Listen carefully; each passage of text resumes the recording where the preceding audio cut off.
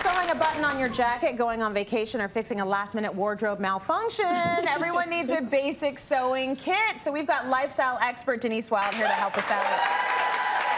Denise, help us out. It almost seems like sewing your own stuff has become a thing of the past, but we still need it. I mean, the amount of You still have to repair, like you said, you know, wardrobe malfunctions, you never know. Little repairs, you know, fixing things, hemming curtains, hemming pants, you know, little tears around the house. I have everything you need to take that and get it under control. So we're going to make a little emergency sewing kit. One will be for on the go.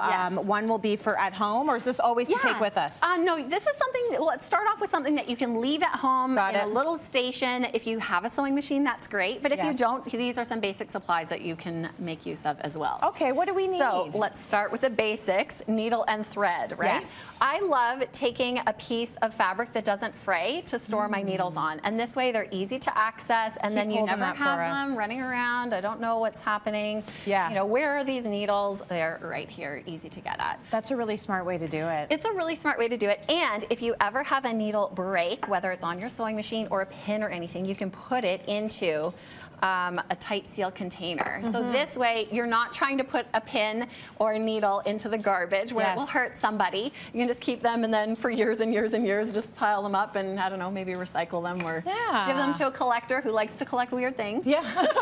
There's always somebody out there, right? Yeah, totally. Okay, so you also need thread. You need thread. Obviously black and white are your two basics, but then you also want to get some neutrals that will blend with anything. So if you get a gray and also a beige, this will cover kind of your cool and your warm tone. So any fabric that you have, you don't need to have a rainbow assortment of colors. As long as you have these four, it'll have you covered. Okay, good. Good point. Next, fabric scissors. So you want to have scissors that you can use on fabric only. You label them. I highly recommend this. And if anybody comes near your fabric scissors, they are in big trouble, right? Does everybody know somebody like that? Or me?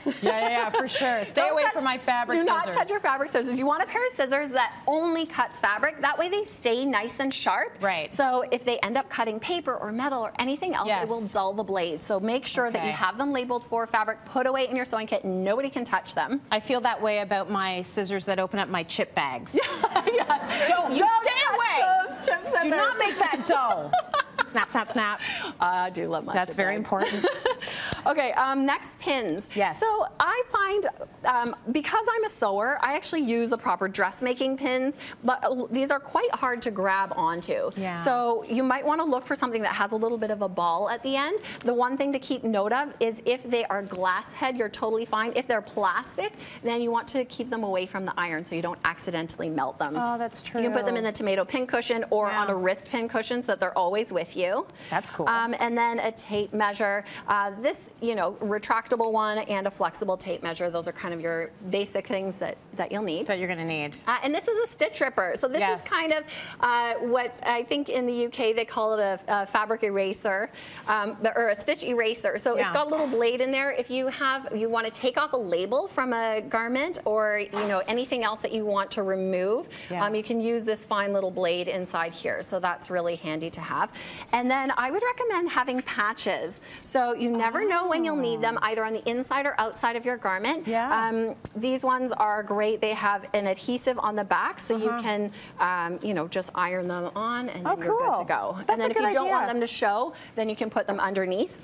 Patches were a big thing when I was growing up. I don't see a lot of people doing that anymore. Well, you can cut out, because these aren't going to fray, because of the adhesive on the back, you can cut them out into fun shapes. And appliques are huge right now. So you can easily iron them on. If you have a little tear, add a little flour, and then everybody thinks it was intentional. That's right. Speaking of tears. The cutest ironing board ever. Look at this tiny thing. This is a sleeve board. It's not actually for proper ironing. It's for sleeves. But if you have a tear in your fabric, you can get something fusible web.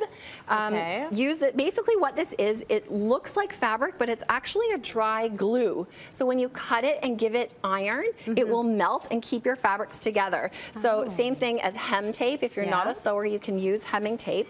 What you do is on your tear, you cut out a piece of fabric that's a little bit bigger than your tear. So I'd go about 1 inch all the way around, and then cut some of the adhesive web and have that go underneath. So put that on, sandwich them in, and then you can use a nice hot iron. It glues that down.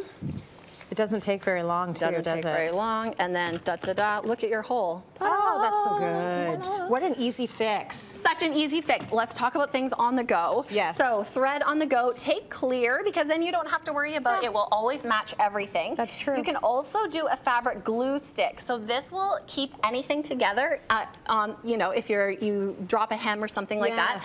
You can also find fabric glue. So this is more heavy duty. Let's say you have a tarp or a tent or a pair of jeans. Anything that is fabric that you need to be held together, anything outdoorsy, that's perfect for it. Okay. And then, of course, kind of your cosmetic stuff. I would recommend some fashion tape for, you know, little emergencies, little peekaboo things. Something to eliminate static. And lint then remover. Stain remover, lint, everything on the go, and then pins, of course. Because these are so important for a billion different reasons. I remember my mom used to walk around the house and all of her house clothes had pins in them. Yes. I was like, why? And now that I'm a mom, I get it. You always need one. All of my shirts have pins in them. Yeah, because you just need one because. Denise, thank you so much for that. Thank you.